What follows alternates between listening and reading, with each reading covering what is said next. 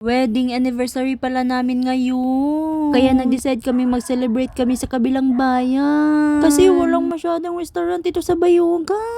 Pabalik-balik na lang kami sa mga restaurant dito sa Bayugan. Kaya agad nag-search ang misis nyo. Kailangan kasi natin kwentahin yung magagasto natin sa butuan. Kasi baka ma-short pa tayo, no? Lalo na sa panahon ngayon, ang mahal-mahal ng bilihin. Aba, hindi naman pwedeng hindi tayo mag-celebrate ng anniversary natin na yun, no? Kaya kahit crisis, isisingit natin yun, no? At dito nga kami napadpad sa James Belly. Sa dami kasing sinerch ng misis nyo, dito lang ako namumurahan. Para na talaga akong timang ito. At ito na nga, namimili na nga tayo. Na para bang hindi alam kung anong o-orderin. Nagsisearch na yan sa bahay para alam na niya yung orderin niya. Kailangan kasi nating kwentahin, no? Para hindi tayo maubusan ng kwarta. Pero pansin ko lang, bakit ang ganda ko dyan? Lumabas para mag-CR ang mister ko. Kasi nga naiihi siya sa kagandahan ng misis niya. Na-realize ko bigla, hindi talaga ako nagsisisi na dito kami kumain. Ayaw ko kasi dun sa mall dahil ang daming tao. Kasi hindi kami makapag-usap ng maayos. Hindi dahil sa introvert ako, no? Pero dahil ang bungol-bungol ng atin yun. At ito na nga, nakabalik na ang mister ko. Grabe talaga, napupugian talaga ako sa mister ko. Isa sa mga order ko ang sisling bulalo. Pwede ko ng videohan, sabi ni kuya. Kaya parang naiinip na talaga yung mister ko kasi nagugutom na siya. Umorder din ako ng chicken teriyaki.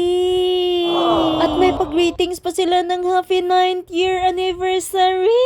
Yes po, opo, 9th year anniversary na namin. Waffle tiramisu pala yan. Ang sarap-sarap naman tingnan. Nagugutom tuloy ako ngayon. Ito talaga ang pinaka-paborito ko dito.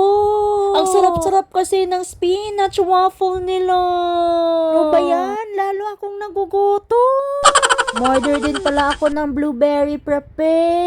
Wow. Ang sarap-sarap ng blueberry frappe nila. Kapapikit talaga yung mga mata natin sa sobrang sarap. Wow. At dahil diet tayo, nagdala ako ng black rice, no? Para hindi tayo masyadong mag-guilty.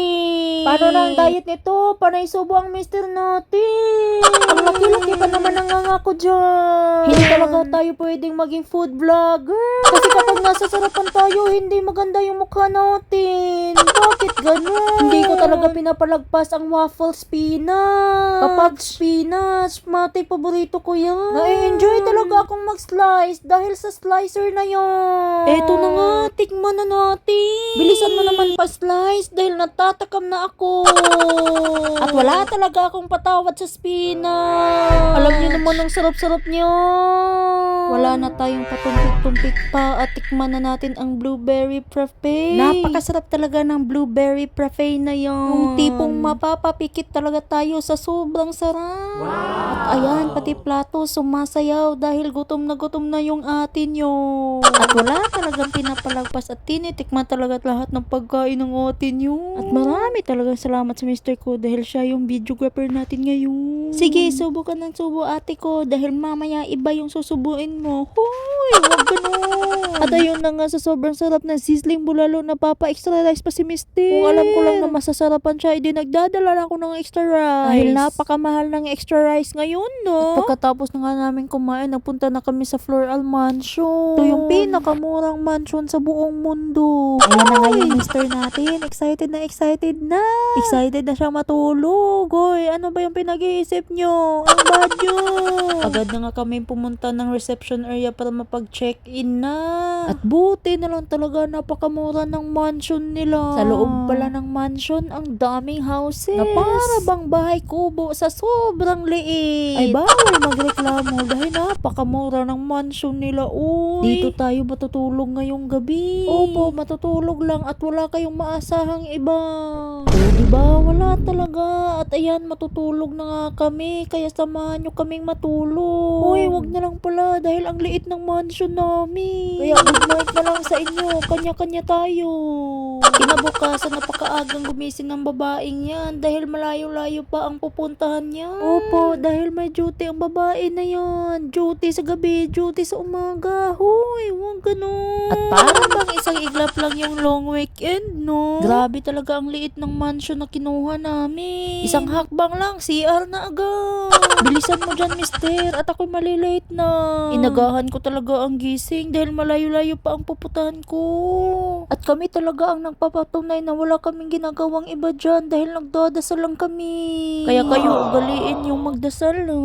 Ang aga-aga pa niyan, pero ang init-init na sa labas. Ang bilis talaga ng panahon. Imagine, 9 years na kaming kasal. 9 years na kaming kasal dahil napakabata pa namin kinasal. Kung tatanungin nyo kami kung kumusta yung marriage life namin, ay abo, parang roller coaster, napakaraming ups and downs. At sabi nga nila kapag 10 years na, malalaman nyo lahat ng mga sikreto. At nai-excite na tuloy ako na malaman ang sikreto ng mister ko. Sana nga wala, no? Dahil di ko talaga alam kung anong gagawin ko kung meron akong malalamang hindi maganda.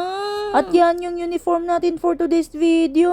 Feel na feel ko talaga yung Monday. Napaisip tuloy ako na bibili ako ng mirror na pang whole body. Dahil nagagandahan ako dyan. At eto na nga, nag-check out na kami. Ang tagal-tagal dahil chinecheck pa yung room namin. Kung may nasisira ba kami sa aming giyera kagabi, no? Uy, akala ko ba nagdadasal lang kayo? Bakit may giyerang nagaganap? At eto na nga, ihahatid na niya ako dahil magkanya-kanya na kami ng mundo. At malaman niyo soon kung saan siya mundo nakatira. Pero ang aga-aga pa, ang init-init na. Ang mahal-mahal na talaga ng gasolina ngayon dahil wala nang masyadong sasakyan sa kalsada. Buti na nga yan, para hindi ako malate, no? Akala ko kasi matraffic. Pero utang na loob naman, babaan nyo na yung gasolina. Parang ang hirap na talagang umitay dahil sa mahal ng gasolina. Makapag-breakfast pa ako ng Jollibee noon, pero ngayon hindi na. Paano ba naman, kulang na kulang ang kwarta sa gasolina. Kaya tamang video na lang tayo. Hayaan nyo kapag ako ang maging presidente, hindi na tayo mahihirapan. Uy, bakit nangungumpanya? At ayan, sakay na tayo ng bus. Walang traffic sa kalsada, pero sa loob ng bus ang traffic. Dahil nag-standing position ang atin yun. Deserve mo yan dahil napakalaagan mo. Pasensya na, hindi ko talaga alam kung anong Tagalog ng laagan. Kaya kayo na mag-translate dyan. Yan ang lahat ng kaganapan ng aming anniversary. Naging masaya naman kami. Sana naging masaya din kayo. Ang sarap-sarap talaga ng mister ko. Yung pagkain namin. Kahit sa kabila ng kahirapan, nakapag-celebrate pa rin kami. Kaya mapapa-thank you Lord talaga tayo.